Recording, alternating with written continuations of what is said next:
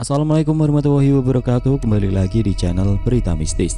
Untuk kisah kali ini masih melanjutkan dari kisah yang sebelumnya. Sebuah kisah yang diambil dari Kaskus, dari tulisannya Metamorphosis.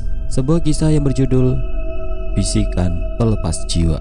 Dan sebelum kita lanjut ke ceritanya, tekan dulu tombol like video ini. Dan jangan lupa tekan juga tombol subscribe channel ini. Nyalakan juga lonceng notifikasinya agar tidak ketinggalan cerita-cerita lainnya dari channel ini. Dan buat teman-teman yang pengen membaca langsung ceritanya, nanti silahkan saja kunjungi linknya yang nanti akan saya sertakan di kolom deskripsi. Dan seperti apa untuk lanjutan dari kisah ini, langsung saja kita masuk ke ceritanya.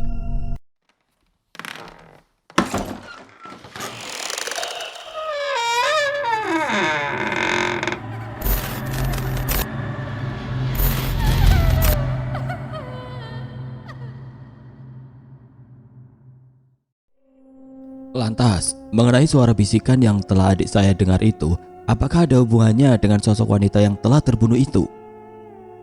Untuk suara bisikan yang telah didengar oleh adik Kang Dharma, sepertinya suara bisikan itu berasal dari energi gaib yang lain. Yang pada intinya, energi gaib tersebut berusaha memberikan peringatan akan adanya bahaya yang mengancam keluarga Kang Dharma. Yang menjadi masalah sekarang adalah, sepertinya adik Kang Dharma mulai mendapatkan ancaman dari energi negatif yang merasa terganggu atas suara bisikan yang telah didengar adik Kang Dharma tersebut. Jawab Ki Panca dan berbalas dengan saling bertukar pandangnya saya dan Mang Kohar. Sepertinya kita sudah tidak mempunyai waktu lagi untuk mencari tahu akan latar belakang dari kejadian ini. Pilihan yang ada di depan mata kita saat ini adalah kita harus melawan dan menghancurkan energi negatif itu. Aki yakin akan sanggup untuk menghadapi energi negatif itu? Tanyaku begitu melihat adanya ekspresi keraguan di wajah Ki Panca. Sebenarnya ada seseorang yang mempunyai kemampuan lebih daripada yang Aki miliki ini. Siapa orang itu, Ki? Tanyaku dan berbalas dengan pergerakan Ki Panca yang memasuki sebuah ruangan. Dan tidak berselang lama kemudian, nampak Ki Panca terlihat keluar dari dalam ruangan dengan membawa sebuah foto tua dan selembar kertas putih yang telah tertulis serangkaian kata-kata. Namanya Ki Atmo. Dulu itu Ki Atmo itu adalah kakak seperguruan Aki ketika Aki menimba ilmu untuk mempelajari hal-hal yang berhubungan dengan sesuatu yang gaib seperti ini. Dan sekarang beliau tinggal di sekitar kaki gunung berapi yang ada di daerah Jawa Tengah. Untuk sejenak Ki Panca menghentikan perkataannya. Andaikan memang nantinya Aki nggak sanggup untuk menghadapi energi negatif ini seorang diri, mungkin kita akan meminta bantuan Ki Atmo untuk menghadapi semuanya ini. Dan Aki yakin dengan adanya bantuan dari Ki Atmo, kekuatan dari energi negatif itu akan semakin besar kemungkinannya untuk kita musnahkan. Ujar Ki Panca seraya menyerahkan lembaran kertas serta foto tua yang berisikan alamat dan foto dari Ki Atmo. Baik Ki, kalau begitu. Mudah-mudahan hanya dengan bantuan Ki Panca saja kita sudah dapat memusnahkan energi negatif itu. Mudah-mudahan Kang Dharma. Tapi Aki yakin dengan kekuatan yang belum terlalu kuat dari energi negatif tersebut, Aki akan bisa untuk mengalahkannya. Amin Ki, ujarku dan Mang Kohar hampir bersamaan. Kira-kira kapan kita akan memulai untuk menyingkirkan energi negatif itu, Ki? Tanyaku dan berbalas dengan keterdiaman Ki Panca yang sepertinya tengah memikirkan sesuatu. Kalau Kang Dharma setuju, 1 hari dari sekarang Aki akan berkunjung ke rumah kamu.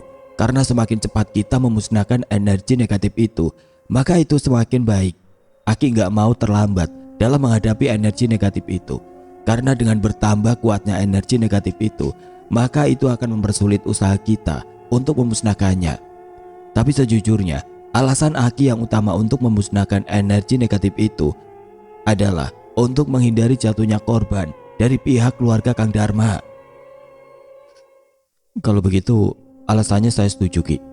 Apa nggak sebaiknya jika nanti saya jemput Aki agar Aki nggak tersasar ke rumah saya? Gak usah Kang Dharma. Yang penting Kang Dharma meninggalkan alamat Kang Dharma yang jelas agar Aki nggak tersasar. Mudah-mudahan dalam waktu 1 hari ini Aki bisa memanfaatkannya untuk melakukan beberapa ritual yang Aki butuhkan guna menghadapi energi negatif itu. Seiring dengan alamat rumah yang telah saya berikan kepada Ki Panca, saya memutuskan untuk segera pulang dikarenakan malam telah beranjak semakin larut. Dan kini di antara laju mobil yang mulai berjalan menembus kegelapan malam, entah mengapa firasat saya ini mengatakan mungkin akan sesuatu yang kurang baik akan terjadi malam ini. Tapi entah apa. Kakek. Apa mungkin kakek yang telah membunuh wanita itu? Tapi dengan alasan apa kakek membunuh wanita itu? Tanyaku di antara ekspresi kegelisahan yang terlihat di wajah Mang Kohar. Dan kini di antara ketiadaan jawaban yang bisa menjawab pertanyaan saya tersebut, tanpa terasa mobil yang Mang Kohar kendarai kini tiba di halaman rumah. Nampak terlihat keberadaan dari seseorang yang tengah mengintip kedatangan kami melalui kaca jendela kamar nenek. Sepertinya mama belum tidur, Mang. Ujarku di antara pergerakan seseorang yang kini menutup gorden jendela kamar nenek. Mendapati perkataan saya tersebut, terlihat Mang Kohar mengarahkan pandangannya ke arah jendela kamar nenek. Kini begitu mendapati keberadaan jendela kamar yang telah tertutup oleh gorden jendela, Mang Kohar nampak terdiam di balik kemudinya. Ada apa, Mang? Kok jadi diam begitu? Sebenarnya ada sesuatu yang Mang Kohar belum ceritakan kepada Kang Dharma, ujar Mang Kohar dengan menunjukkan ekspresi wajah yang gelisah. Ada apa sih, Mang? Memangnya Mamang belum menceritakan apa kepada saya? Sebenarnya, Kang, pada saat kejadian hancurnya patung angsa itu, Mamang seperti mendengar adanya keberadaan seseorang yang membuka pintu rumah sebelum terdengarnya suara riuh dari kawanan angsa. Tapi entah mengapa, di saat itu Mamang seperti merasakan adanya sesuatu yang membuat Mamang merasa enggan untuk membuka pejaman mata ini. Hingga akhirnya Mamang pun memutuskan untuk tidur kembali, terang Mang Kohar dan berbalas dengan keterkejutan saya. Berarti kecurigaan saya terhadap Teh Nenden memang nggak salah. Apalagi sekarang Mang Kohar memperkuatnya dengan cerita seperti ini. Ya nggak boleh begitu juga, Kang. Tapi kalau Kang Dharma memang hendak mencurigai Neng Nenden, Kang Dharma harus mempunyai bukti yang nyata. Dan bukti yang nyata itu bukan hanya sekedar dugaan saja, ujar Mang Kohar yang kini berujung dengan keterdiaman saya dalam memikirkan sebuah bukti yang saya butuhkan untuk memperkuat kecurigaan saya ini. Oh ya, Kang, ada satu lagi yang belum Mamang ceritakan juga kepada Akang. Apa lagi, Mang? Sepertinya banyak juga ya pengalaman Mamang di rumah ini yang belum Mamang ceritakan kepada saya. Hingga akhirnya, tidak berselang lama kemudian nampak terlihat kehadiran Mama mengiringi pergerakan dari daun pintu rumah yang telah terbuka. Dharma! Teriak Mama tanpa beranjak dari posisi berdirinya di pintu rumah. Iya, Mah, Dharma di sini. Seiring dengan perkataan yang terlontar dari mulut saya itu, saya pun segera membuka kaca jendela mobil guna mengeluarkan bagian kepala saya ini dari dalam mobil. Loh, kamu sedang apa sih, Dar? Bukannya masuk rumah, ini malah diam di dalam mobil. Dharma lagi membersihkan dashboard mobil dulu, Ma. Tadi ketumpahan minuman sewaktu di jalan. Sebentar lagi Dharma pasti akan masuk kok. Teriakku pelan dan berbalas dengan pergerakan Mama yang memasuki rumah. Cepat, Mak. Kalau Mamang memang mau menceritakannya, jangan sampai Mama menaruh rasa curiga atas keberadaan kita di dalam mobil ini. Mamang menemukan sesuatu di dalam kamar, Kang. Atau lebih tepatnya, Mamang menemukan sebuah peti yang berisikan foto-foto lama. Bahkan ada beberapa di antaranya yang sudah rusak karena termakan jamur. Astaga, Mang. Lantas, apa hubungannya foto yang Mamang temukan itu dengan kejadian yang mungkin pernah terjadi di rumah ini? Mamang juga nggak tahu, Kang. Apakah ada hubungannya foto-foto yang telah Mamang temukan itu dengan kejadian yang ada di rumah ini? Intinya, dari beberapa foto yang telah Mamang lihat, ada beberapa foto yang memperlihatkan para serdadu Belanda dan mungkin salah satunya adalah kakek Kang Dharma tengah berfoto di beberapa objek dan tempat yang berbeda, dan salah satunya itu di patung angsa itu. Bingung? Ya, itulah rasa yang tengah saya rasakan sekarang ini. Begitu Mang Kohar kembali menceritakan tentang beberapa objek dan tempat yang menjadi tempat berfoto para serdadu Belanda itu. Dan kini di antara beberapa objek dari foto tua yang telah disebutkan oleh Mang Kohar itu, ada beberapa foto yang sedikitnya menyita perhatian saya. Antara lain keberadaan dari para serdadu Belanda yang berfoto dengan objek patung kuda, instal kuda, bunker tua, ruang bawah tanah, pohon randu besar, serta cetakan batu besar yang bergambarkan simbol telapak tangan dengan sebuah mata yang ada di tengah telapak tangan tersebut. Saya bingung, Mang, harus berkata apa. Tapi jika saya harus mencurigai semua foto yang telah Mamang temukan itu, Lantas saya harus mencari di mana keberadaan dari tempat-tempat itu. Saya juga nggak tahu, Kang. Ya sudah, Mang. Sebaiknya kita lupakan dulu semuanya itu. Saya takut Mama akan menaruh rasa curiga jika saya berlama-lama di dalam mobil ini. Selepas dari perkataan saya tersebut, saya segera keluar dari dalam mobil, lalu berjalan memasuki rumah. Kamu dari mana saja sih, Dar? Tanya Mama di antara pergerakan saya yang tengah menutup pintu rumah. Dharma, tadi habis berputar-putar keliling kampung aja, Mah. Oh ya, kok jadi Mama sih yang menungguin nenek? Memangnya Papa kemana? Papa kamu sedang keluar sebentar. Katanya sih ingin bersilaturahmi dengan warga yang biasanya berkumpul di pos kampling kampung ini. Mungkin sekitar jam 12 malam, Papa kamu akan pulang. Jawab Mama dan berbalas dengan pergerakan pandangan saya yang menatap ke arah jam dinding. Nampak kini terlihat waktu di jam dinding telah menunjukkan pukul 10 malam. Melihat kini Mama yang telah berjalan memasuki kamar nenek, saya memutuskan untuk menuju dapur guna mengambil segelas air putih. Dan kini dengan segelas air putih yang telah berada di tangan, saya pun kembali lagi menghampiri Mama yang telah berada di dalam kamar nenek. Sepertinya tidur nenek malam ini nyenyak ya, Mah? Semoga saja begitu, Dar. Karena jujur saja, Mama itu sebenarnya kasihan dengan nenek kamu ini. Kasihan kenapa, Mah? Ya kasihan saja, Dar. Tadi itu selepas maghrib, nenek kamu itu meracau sesuatu yang Mama gak ngerti. Dan hal itu dilakukannya berulang-ulang kali, sampai-sampai papa kamu juga merasa bingung dengan apa yang sebenarnya akan dikatakan oleh nenek. Jawab Mama seraya menghela nafas panjang. Mah, boleh Dharma bertanya sesuatu, tapi Mama jangan marah. Ujarku dan berbalas dengan keterdiaman Mama untuk sesaat. Hingga akhirnya setelah keterdiamannya itu, Mama pun terlihat menganggukkan kepalanya. Memangnya kamu mau bertanya apa, Dar? Mama percaya dengan yang namanya hantu.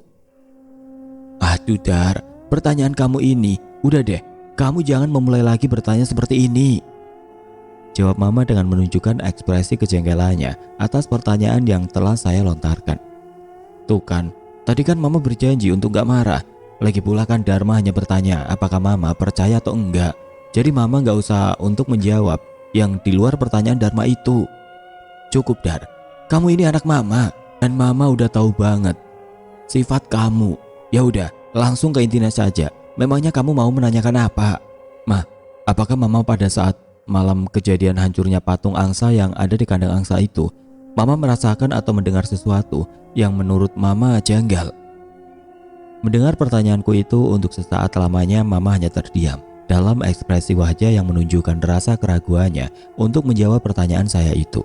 Hingga akhirnya setelah kini Mama terlihat mulai bisa melenyapkan ekspresi keraguannya itu, Mama pun mulai menceritakan tentang apa yang telah dialaminya pada saat malam kejadian hancurnya patung angsa.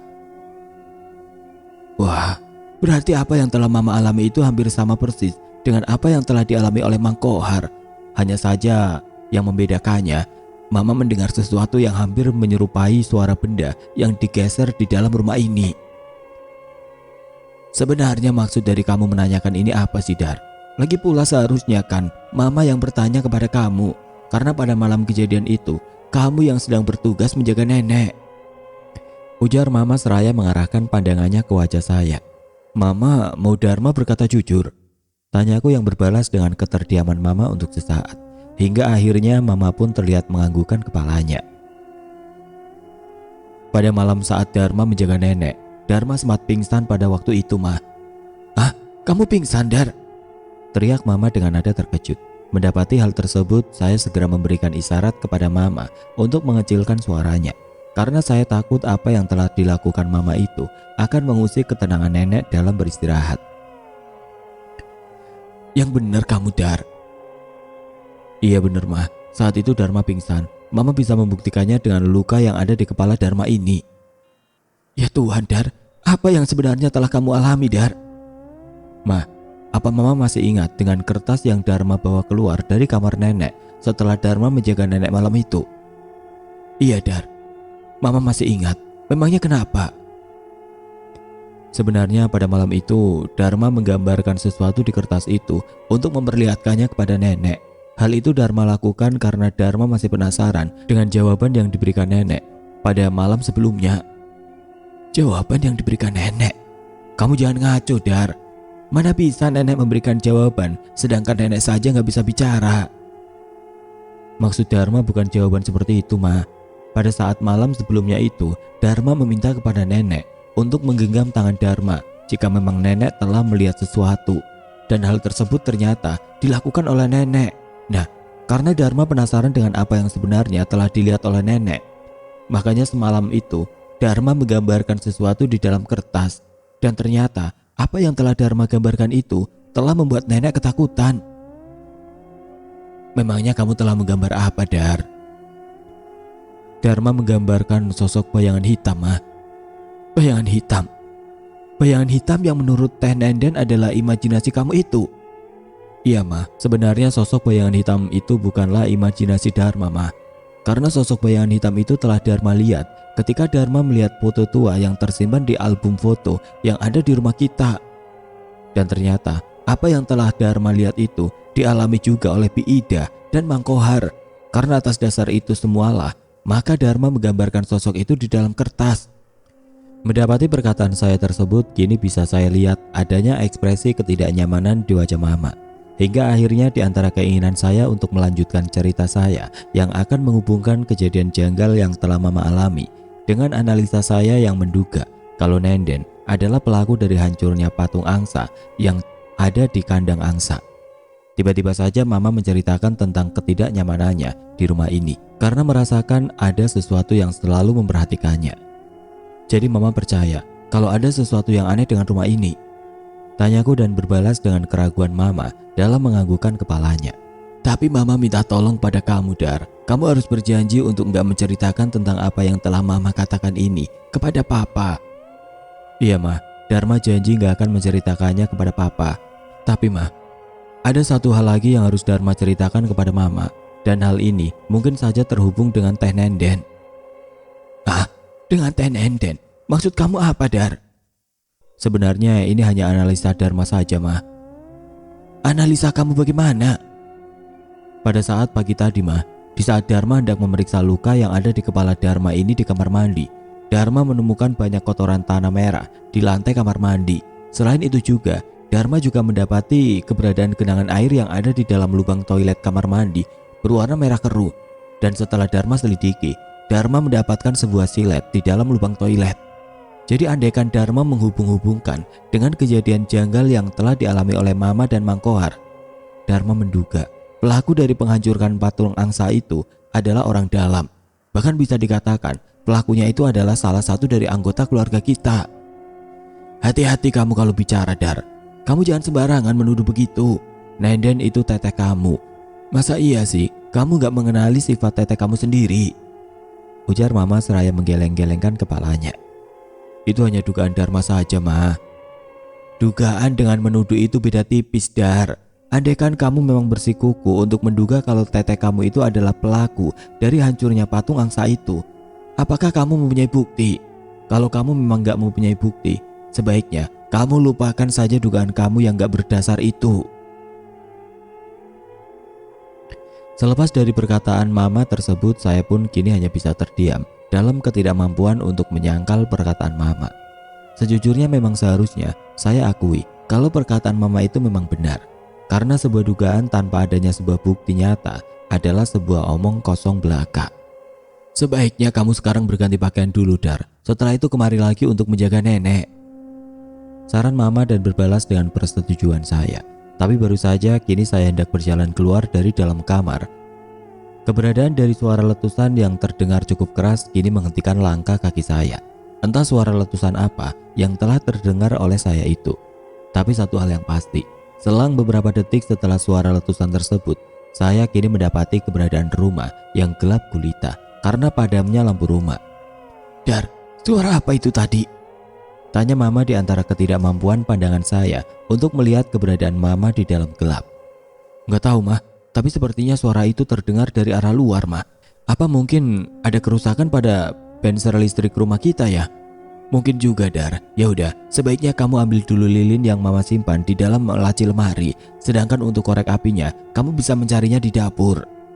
Sial. Mungkin itu adalah sebuah kata yang tepat di saat kini saya harus menerima perintah Mama di dalam suasana rumah yang gelap gulita seperti ini. Dan kini dengan hanya bermodalkan ingatan saya akan posisi dari barang-barang yang ada di dalam rumah ini, saya pun mulai berjalan menembus kegelapan. Hingga akhirnya di saat kini saya hendak mencari keberadaan lilin yang disimpan oleh mama di laci lemari yang berada di ruang keluarga. Saya mendengar adanya suara Angga yang memanggil nama saya dari lantai atas. Mendapati panggilan Angga tersebut, saya pun meminta kepada Angga untuk tetap berada di lantai atas, karena saya khawatir akan keselamatan Angga di saat suasana rumah yang diliputi oleh kegelapan seperti ini. Dan di saat kini saya kembali berusaha untuk mencari keberadaan lilin yang tersimpan di dalam laci lemari. Suara panggilan Angga kembali terdengar dari lantai atas. Dan untuk suara panggilan Angga yang terdengar kali ini, entah mengapa suara panggilan tersebut kini seperti menghadirkan perasaan tidak nyaman di hati saya. Hal ini dikarenakan saya merasa suara panggilan Angga tersebut seperti menyiratkan rasa ketakutan Angga terhadap sesuatu. Entah itu rasa ketakutannya pada kegelapan ataupun rasa ketakutannya pada sesuatu yang saya tidak tahu. Dharma, Angga kenapa Dar? Tanya mama dari kejauhan. Sepertinya kini mama juga merasakan apa yang kini tengah saya rasakan. Dharma nggak tahu mah, tapi sepertinya Angga takut sama gelap mah. Baru saja kini saya mendapatkan keberadaan lilin yang ada di dalam laci lemari. Saya kembali mendengar suara panggilan Angga yang terdengar semakin keras dan terucap secara berulang-ulang. Mendapati hal tersebut dengan keberadaan lilin yang sudah berada di tangan saya memutuskan untuk segera berjalan menuju ke dapur. Tapi kini baru saja beberapa langkah saya berjalan, suara panggilan Angga kembali terdengar. Bahkan bisa saya katakan, suara panggilan Angga kali ini terasa semakin mendekat. Hingga akhirnya, kini saya bisa mengambil sebuah kesimpulan bahwa Angga telah berlari di antara suara panggilan yang dilakukannya itu. Gak, tunggu di atas gak? Jangan lari, abang segera ke atas. Teriakku dengan nada panik dan berbalas dengan suara kepanikan mama yang meminta agar saya segera ke lantai atas. Dan kini selepas dari teriakan mama tersebut, entah karena terusik oleh suara keributan ini, keberadaan dari suara racauan nenek kini terdengar dalam kegelapan. Ya Tuhan, tolong gua.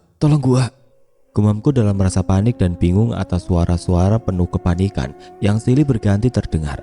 Dan kini di antara suara Biida yang terdengar memanggil-manggil nama Angga, bisa saya dengar juga keberadaan dari suara gedoran pintu yang juga terdengar dari lantai atas. Tunggu abang gak? Tunggu abang! Teriakku kembali dan bersambut dengan kehadiran suara yang menyerupai suara seseorang yang terjatuh di undakan anak tangga dan berakhir dengan kesunyian. Ya Tuhan, Angga!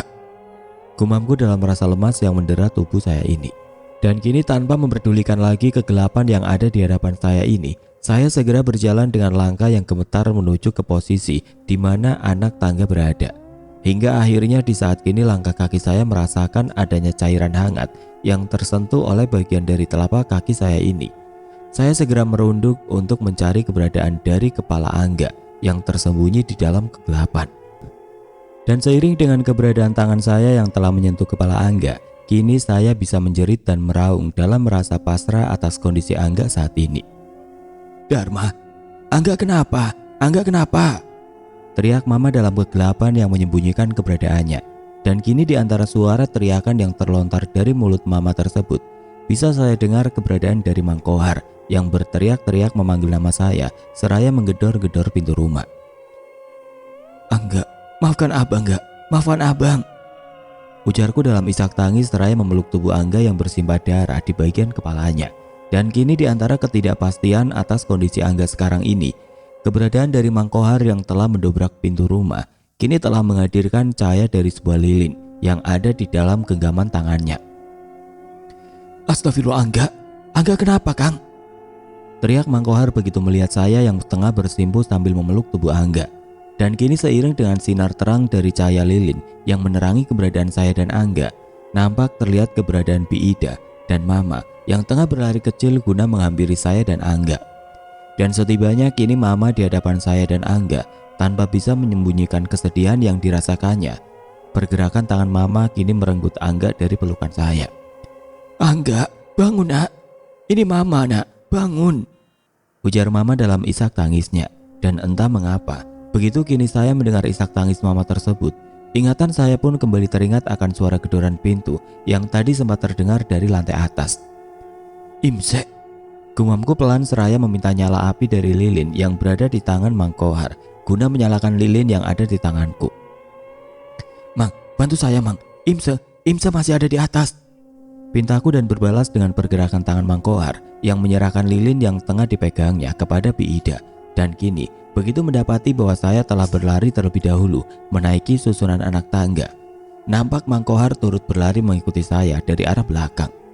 Dan setibanya kami di depan kamar Nenden, nampak terlihat keberadaan pintu kamar yang tertutup dengan rapat. Mendapati kenyataan tersebut, saya pun mencoba untuk mengetuk pintu kamar dengan harapan adanya sebuah jawaban dari dalam kamar. Tapi sepertinya jawaban yang kini terdengar dari dalam kamar tidaklah seperti apa yang saya harapkan. Dharma, tolong gua Dar, tolong gua, jerit Nenden di antara suara tangisannya yang terdengar keras. Dan kini belum sempat saya merespon cerita Nenden tersebut. Dengan sebuah tindakan, terlihat Mang Kohar mengambil inisiatif untuk mendobrak pintu kamar dengan menggunakan tubuhnya. Tahan Mang, kita bersama-sama saja, ujarku begitu melihat usaha Mang Kohar yang telah 2 kali menemui kegagalan.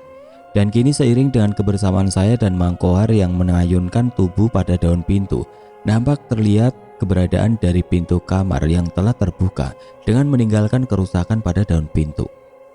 Astagfirullah, cepat bantu Neng Nenden Kang, teriak Mang Kohar begitu melihat Nenden yang tengah menahan pergerakan dari tubuh Imas yang bergerak liar di atas tempat tidur. Keberadaan dari jari tangan Nenden yang berada di dalam mulut Imas sepertinya adalah penyebab dari tangisan Nenden dalam upaya meredakan rasa sakit yang tengah dirasakannya. Dan kini setelah saya menyerahkan lilin yang saya pegang kepada Mang Kohar, saya segera membantu Nenden untuk melepaskan keberadaan dari jari jemari Imas yang berada di leher Nenden. Tolong bantu gue Dar, lebih baik lu ambil kain kecil yang ada di lemari itu untuk menggantikan jari tangan gue ini. Gue udah gak kuat lagi Dar. Mendapati bahwa kini saya berusaha untuk mencari keberadaan kain yang tersimpan di dalam lemari, nampak Mang Kohar meletakkan lilin yang dipegangnya di atas meja. Lalu dengan sebuah pergerakan yang cepat, terlihat Mang Kohar melepaskan jari jemari Imas dari leher Nenden. Cepat Dar, jerit Nenden di antara kelambatan saya dalam mencari kain. Hingga akhirnya seiring dengan kain yang telah saya dapatkan, saya segera membantu Nenden untuk melepaskan jari jemari tangannya yang berada di mulut Imas dan menggantikannya dengan ikatan kain kecil pada mulut Imas. Ya Tuhan teh, apa yang telah kita lakukan terhadap Imse? Ujarku dengan rasa tidak tega begitu melihat keberadaan ikatan yang berada di mulut Imas. Tega nggak tega kita harus melakukan ini Dar, ini demi kebaikan Imse dan kebaikan yang lain juga. Dan sekarang tolong lu pegang Imse dulu Dar. Selepas dari perkataan Nenden tersebut, kini dalam rasa bingung, saya segera menggantikan peran Nenden dalam memegang tubuh Imas. Lu mau apa teh? Tanyaku begitu melihat Nenden yang mengambil beberapa helai pakaian dari dalam lemari. Kita harus mengikat Imse Dar, jangan sampai dia melakukan hal-hal yang gak kita inginkan. Gila lu teh, gua gak setuju, sumpah gua gak tega untuk melakukannya, ujarku dan berbalas dengan ketidakpedulian Nenden atas perkataan saya tersebut. Dan kini di antara pergerakan Nenden yang mulai mengikat kaki dan tangan Imse pada kayu tempat tidur, Mang Kohar hanya bisa terdiam dalam ekspresi wajahnya yang menunjukkan kebingungannya. Mang, sebaiknya memang harus diikat Kang. Mamang takut Imas akan melakukan sesuatu yang kita nggak perkirakan. Dan kini di antara pergerakan tangan Nenden yang telah menyelesaikan ikatannya pada bagian kaki dan tangan Imas, terdengar suara teriakan papa dari lantai bawah yang memanggil Mang Kohar. Mendapati panggilan tersebut, Mang Kohar segera berlari menembus kegelapan guna memenuhi panggilan papa. Dan tidak berselang lama kemudian, Mang Kohar kembali hadir dengan sebuah kabar bahwa Mang Kohar akan mengantarkan papa dan mama ke rumah sakit guna memeriksakan kondisi Angga. Nenek sekarang sedang bersama siapa Mang? Tanyaku begitu melihat Mang Kohar yang hendak beranjak pergi meninggalkan kamar. Nenek sedang ditemani oleh Bi Ida. Ya udah Kang, saya berangkat dulu. Sepertinya keadaan Angga harus segera cepat ditangani oleh pihak rumah sakit. Selepas dari jawaban tersebut, nampak Mang Kohar kembali lagi berlari menembus kegelapan. Dar, darah yang ada di baju lu itu darah siapa? Apa yang sebenarnya telah terjadi pada Angga? Tanya Nenden dengan menunjukkan ekspresi kekhawatirannya. Angga terjatuh dari lantai atas teh, dan gue juga gak tahu akan kondisinya sekarang ini. Mendapati jawabanku tersebut, terlihat Nenden hendak berlari menyusul Mang Kohar guna mengetahui akan kondisi Angga saat ini. Tapi kini baru saja keberadaan Nenden berada di pintu kamar, saya mendengar suara deru mesin mobil yang terdengar begitu kencang, hingga akhirnya suara deru mesin mobil tersebut terdengar mulai menjauh. Ya Tuhan, Angga. Teh, sebaiknya lu tunggu di sini bersama Imse. Gue mau memeriksa keadaan di bawah dulu. Iya Dar, hati-hati. Di antara gerak langkah kaki saya yang telah berjalan keluar dari dalam kamar, suara racauan nenek yang terdengar sampai ke lantai atas, kini telah membuat langkah kaki saya bergerak semakin cepat. Hingga akhirnya, setibanya saya di lantai bawah, keberadaan dari genangan darah di lantai yang kini terinjak oleh kakiku, telah membuat saya terhenti sejenak dalam kegelapan. Ya Tuhan, selamatkan adik gua. Tolong hilangkan semua pikiran buruk yang ada di kepala gua ini. Gumamku disertai dengan langkah kakiku yang kembali berjalan menuju ke kamar nenek. Bagaimana keadaan nenek, Bi? Tanyaku di antara sinar cahaya lilin yang menerangi kamar. Entah Kang, Bibi merasa bingung dengan apa yang dilakukan oleh Mami saat ini. Sepertinya Mami ingin mengatakan sesuatu, tapi entah apa. Ya udahlah Bi, lebih baik sekarang Bi Ida menemani Mami dulu, karena saya mau memeriksa kondisi benser listrik. Ujarku seraya mengambil sebuah lilin dari atas meja lalu menyalakannya. Kang Dharma, kenapa kita nggak pindah lagi saja ke Jakarta? Bibi takut Kang, jika kita terlalu lama tinggal di rumah ini, sesuatu yang buruk akan kembali terjadi dan mencelakai keluarga Kang Dharma. Bahkan mungkin juga mencelakai Bibi dan Mang Kohar. Ucap Bi Ida di antara ekspresi ketakutannya. Sebenarnya saya juga menginginkannya seperti itu Bi, tapi semuanya itu kembali lagi pada keputusan Papa. Karena Dharma tahu sekali akan sifat Papa yang keras kepala dan gak gampang untuk mempercayai hal-hal seperti ini. Lantas apa yang akan kita lakukan Kang jika Papa dan Kang Dharma itu gak percaya? Kalau yang terjadi ini adalah perbuatan dari sesuatu yang buruk yang menempati rumah ini. Sebenarnya Bi, tadi sore itu saya bersama Mang Kohar menemui seseorang yang sudah biasa untuk menangani permasalahan seperti ini. Dan kemungkinannya besok saya akan meminta Mang Kohar untuk menjemput orang itu. Syukurlah kalau begitu Kang. Bibi hanya berharap yang terbaik bagi keluarga ini. Dan kini di antara keterdiaman Bi Ida setelah mengatakan harapannya itu, saya segera beranjak pergi meninggalkan kamar guna mengetahui kondisi benser listrik.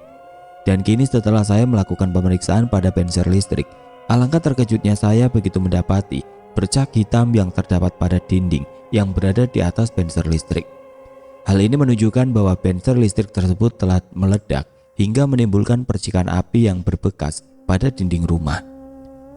Untung saja nggak sampai kebakaran, tapi aneh juga, kenapa benser listrik ini sampai meledak? Padahal di rumah gua ini sama sekali nggak ada peralatan yang mungkin membutuhkan daya listrik yang besar. Gumamku seraya memeriksa keberadaan dari rambut timah yang berada di dalam sekring listrik. Hingga akhirnya seiring dengan penemuan saya atas rambut timah yang telah terputus, saya memutuskan untuk mengganti rambut timah tersebut dengan harapan jika saya mengganti rambut timah yang telah rusak tersebut, aliran listrik di rumah saya akan kembali menyala. Sepertinya aku bisa menemukan pengganti rambut timah ini di kamar Mang Kohar, karena kalau nggak salah, Papa pernah menyimpan kabel bekas yang sudah nggak terpakai lagi di sana. Bayangan ketidakpastian akan usaha yang saya lakukan, ya itulah sebuah pemikiran yang kini mengiringi langkah kakiku menuju ke kamar Mang Kohar.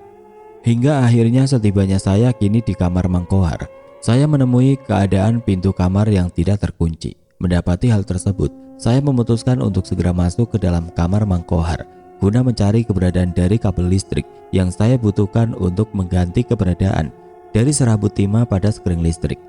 Dan kini di antara cahaya lilin yang mulai menyibak kegelapan di kamar Mang Kohar, nampak keberadaan dari barang-barang yang tidak terpakai memenuhi salah satu sudut ruangan. Di mana ya Papa menyimpan kabel itu? Hingga akhirnya di antara ketidaksengajaan saya untuk memastikan dengan apa yang pernah diceritakan oleh Mang Kohar, saya mendapati sebuah peti kecil yang terselip di antara beberapa barang yang ada. Unik juga petinya. Sebenarnya ini peti apa ya? Tanyaku seraya membebaskan peti kecil tersebut dari himpitan beberapa barang yang ada. Dan kini di antara peti kecil yang telah berada di tanganku, segera memeriksa isi dari peti tersebut. Dan pada akhirnya kini saya mendapati keberadaan dari banyaknya foto tua yang tersimpan di dalam peti kecil. Apa mungkin foto-foto ini adalah foto yang telah diceritakan oleh Mang Kohar tadi? Belum sempat saya mendapatkan jawaban atas pertanyaan saya ini. Kini pandanganku mendapati adanya keberadaan beberapa foto yang sepertinya telah sengaja dipisahkan dari banyaknya foto tua yang tersimpan di dalam peti kecil ini. Sepertinya memang benar, foto-foto inilah yang dimaksud oleh Mang Kohar dalam ceritanya tadi. Gumamku begitu kini saya telah melihat gambar dari foto-foto yang sepertinya memang sengaja telah dipisahkan keberadaannya oleh Mang Kohar. Apa mungkin foto-foto ini ada hubungannya dengan sosok wanita yang telah mati dengan tubuh terpotong itu? Tapi andaikan memang foto-foto ini ada hubungannya dengan sosok wanita yang terpotong itu, berarti di setiap objek yang ada di foto ini adalah tempat dari sisa potongan tubuh wanita itu. Gumamku di antara pandanganku yang tengah mengamati beberapa foto yang merekam gambaran tentang beberapa serdadu Belanda yang tengah berfoto pada objek patung kuda, istal kuda, bangker tua, ruang bawah tanah, pohon randu besar, serta cetakan batu besar yang bergambarkan simbol telapak tangan dengan sebuah mata yang ada di tengah telapak tangan. Ah, gila, ini gila. Tapi persetan, jikapun memang sisa jasad dari wanita itu telah terpotong-potong sebanyak ini, gue gak peduli, karena gue yakin sosok Ki Panca akan menghancurkan sosok energi negatif yang berupa wanita terpotong itu. Dan kini setelah saya kembali mencari keberadaan dari kabel listrik yang saya perlukan, kabel listrik itu akhirnya berhasil saya temukan. Mendapati hal tersebut, saya segera beranjak pergi, meninggalkan kamar Mang Kohar, guna mengganti rambut timah dari spring listrik. Mudah-mudahan ini akan berhasil. Hingga akhirnya seiring dengan pergerakan tangan saya yang menaikkan tombol pada saklar listrik, harapan saya akan adanya keajaiban berupa aliran listrik yang menerangi rumah saya kini harus berakhir dengan sebuah selimut kegelapan yang hanya diterangi oleh cahaya lilin. Dengan langkah yang kontai, saya segera berjalan memasuki rumah. Keberadaan dari Bi Ida yang masih berada di dalam kamar nenek kini harus menerima kabar kurang baik yang saya sampaikan dengan ekspresi wajah yang kecewa. Ya mau gimana lagi Kang Dharma, yang penting Kang Dharma sudah usaha untuk memperbaiki benser listrik itu, ujar Bi Ida di antara keberadaan nenek yang tengah terdiam dalam tatapan mata yang kosong.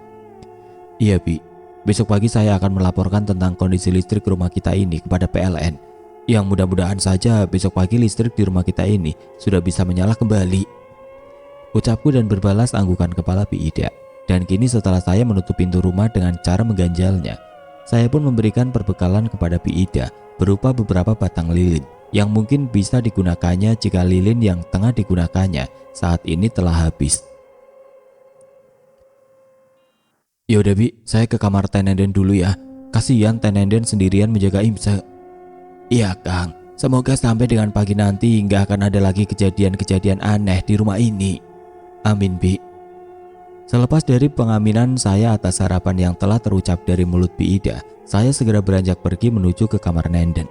Setelah terlebih dahulu menutup pintu kamar nenek. Bagaimana dengan listriknya Dar? Kok masih belum menyala? Sebaris kalimat sambutan yang terucap dari mulut Nenden kini mengiringi keberadaan saya yang baru saja memasuki kamar. Dan kini begitu mendapati pertanyaan Nenden tersebut, saya hanya bisa menghela nafas panjang seraya mengempaskan tubuh ini di kursi yang berada di sudut kamar. Nampak terlihat keberadaan Imas yang tengah terbaring di tempat tidur dengan mata yang terpejam. Sepertinya benser listriknya rusak parah Teh. Besok pagi gua akan mengadukannya ke PLN, ujarku dan berlanjut dengan keterdiaman saya dalam memandang langit-langit kamar. Lu kenapa Dar? Tanya Nenden kembali tanpa beranjak dari posisinya yang tengah berada di sisi Imas.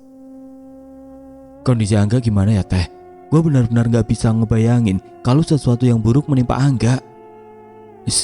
Lo jangan berpikiran yang enggak Dar. Ya kita berdoa saja yang terbaik untuk Angga. Untuk sesaat lamanya saya dan Nenden hanya bisa terdiam dalam keterpakuan. Hingga akhirnya setelah keterpakuan kami tersebut, saya memberanikan diri untuk bertanya kepada Nenden tentang apa yang telah dialaminya di saat lampu di rumah ini padam. Di saat lampu rumah ini padam Dar, gue terbangun karena mendengar suara keributan di luar kamar. Dan ternyata setelah gue dengarkan dengan seksama, suara keributan yang gue dengar itu berasal dari suara lu, Angga, Bi Ida dan Mama. Karena gue khawatir sesuatu telah terjadi, gue memutuskan untuk keluar dari dalam kamar. Walaupun keadaan di dalam kamar begitu gelap, tapi Di saat gue hendak membuka pintu kamar, entah mengapa pintu kamar itu nggak bisa dibuka. Dan di saat itulah gue mendapati suara racauan Imse seperti layaknya orang yang tengah kesurupan. Karena gue khawatir terjadi sesuatu pada Imse, akhirnya gue memutuskan untuk kembali ke ranjang guna mencari tahu akan kondisi Imse. Untuk sejenak Nenden menghentikan perkataannya. Tatapan matanya terlihat memandang ke wajah Imse yang tengah terpejam. Bukannya saat itu kondisinya gelap teh? Iya Dar, saat gelap, bahkan di saat itu gue harus meraba-raba untuk mencari keberadaan Imse. Tapi di saat gue telah berhasil menyentuh tubuh Imse, gue bisa merasakan pergerakan liar dari tubuh Imse yang diiringi dengan suara racauannya. Di saat itulah gue mencoba untuk menahan pergerakan tubuh Imse yang sepertinya berusaha untuk menyerang gue. Hah? Imse berusaha untuk menyerang lu teh? Iya Dar, gue benar-benar takut pada saat itu. Dan di saat itu gue sangat merasa yakin kalau sosok yang telah menyerang gue itu bukanlah Imse adik gue, tapi sebuah energi negatif yang telah menguasai tubuh Imse. Selepas dari perkataan Nenden tersebut, pandangan saya kini terarah pada kain putih yang membalut jari jemari tangan Nenden. Dari rembesan darah yang terlihat menembus kain tersebut, sepertinya Nenden telah mengalami luka yang cukup parah akibat dari gigitan Imas. Oke teman-teman, sampai di sini dulu ceritanya. Nantikan kelanjutan kisah ini di video berikutnya. Agar tidak ketinggalan, klik tombol subscribe channel ini dan nyalakan lonceng notifikasinya. Wassalamualaikum warahmatullahi wabarakatuh.